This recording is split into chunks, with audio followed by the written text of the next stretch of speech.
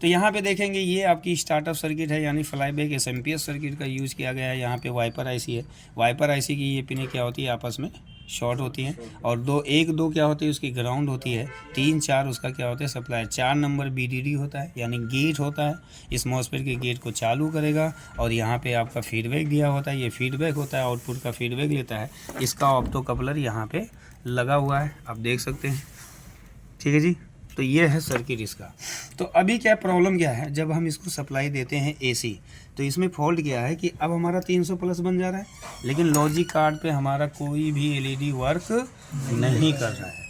क्या वर्क नहीं कर रहा है, मतलब एलईडी भी नहीं जल रही है, 300 प्लस डीसी बन रहा है। इसका मतलब क्या है कि हमारा लॉजिक कार्ड चालू नहीं हो रहा। सिंपल सा तरीका है, लॉजिक कार्ड चालू नहीं होता, लॉजिक कार्ड चालू करेगा, एसी को सेंस करेगा, एलईडी आपकी क्या हो जाएगी ऑन, क्योंकि यहाँ पे एसी सेंसिंग किससे कराया गया है, ऑप्टो कपलर के द्वारा। ये लगा हुआ जी, याद रखना। यहाँ पे देखो पीछे से ये वाला एक ऑप्टो कपलर है, ये एसी को सेंस कराने के लिए है, लेकिन एसी सेंस कब करेगा, जब हम आईसी को चालू करेंगे ना।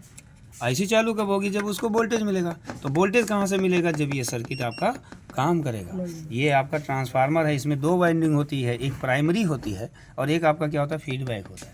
उसी तरीके से यहाँ से 2 आउटपुट निकलता है, एक आपका सेकेंडरी होता है, एक आपका ऑक्सिलरी होता है। समझ में आया, यहाँ से 12 वोल्ट की सप्लाई निकाली जाती है। और यहाँ पे देखेंगे 35-25 ऑसिलेटर आईसी का यूज़ किया गया, 35-25 यहाँ पे देखेंगे ध्यान से, तो ये लगी हुई है, दिख रहा है ना, ये है 35-25 ऑसिलेटर आईसी। और यहाँ पे देखेंगे ये हैं इसके ड्राइवर सेक्शन, क्योंकि ये जो छोटे छोटे लगे हैं ये 2 ड्राइवर ट्रांसफार्मर हैं। ये क्या है, एक ड्राइवर ट्रांजिस्टर यहाँ पे बनाया गया, 35-25 11-14 से आउटपुट देती है, लेकिन इसका कुछ रिक्वायरमेंट वोल्टेज होता है। पहले 12 वोल्ट दिया जाएगा, तो 12 वोल्ट मिलेगा कब, जब ये सर्किट काम करेगा, तभी तो ये ऐसी चालू होगी। और जब ये 12 वोल्ट यहाँ से बनाएगा, कंट्रोलर चालू करेगा, क्योंकि पिन नंबर 10 जो होता है वो कंट्रोलर आईसी से कनेक्टेड होता है।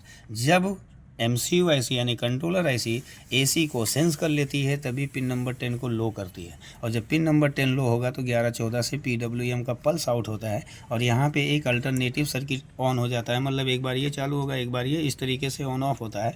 तो यहाँ पे दोनों ड्राइवर ट्रांसफार्मर काम करते हैं, और सेकेंडरी से एसी पल्स आउट करते हैं, जो दोनों मॉसफेट के गेट को दिया जाता है। और जब ये दोनों स्विच करते हैं तो इनका सोर्स ड्रेन किससे जुड़ा है, मेन ट्रांसफार्मर के प्राइमरी वाइंडिंग से। तो यहाँ पे प्राइमरी वाइंडिंग में एसी बनता है पल्स के साथ, और ये जैसे ही प्राइमरी चालू होता है, सेकेंडरी से चार्जिंग वोल्टेज आउट होना शुरू हो जाता है। चार्जिंग वोल्टेज आउट होता है शॉर्ट की पे, शॉर्ट की से होते हुए रिले पे जाता है।